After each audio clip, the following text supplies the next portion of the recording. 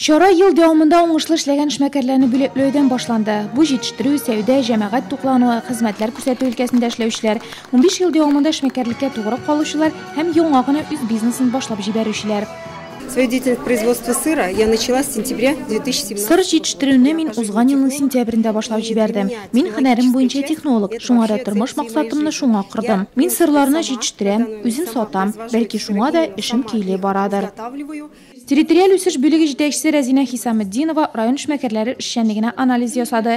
Дүмәрләп сату әйләнеше 1 миллиард сум тәшкил иткән, эш яңа сәүдә үзәге ачылган, 13 меңләп шәхси ярдәмче хуҗалык исәпләнә.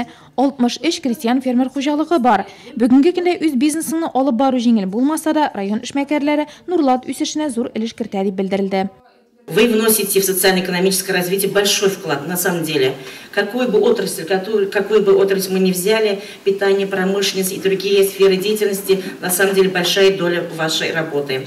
Актив эшмәкәрләр үз уңыш стратегиясе белән дә бүлеште. Бизнес башлаучылар өчен каралган яңа программалар, проектлар белән танышты. Министрлык вәкиленә үз сорауларын җиткерде.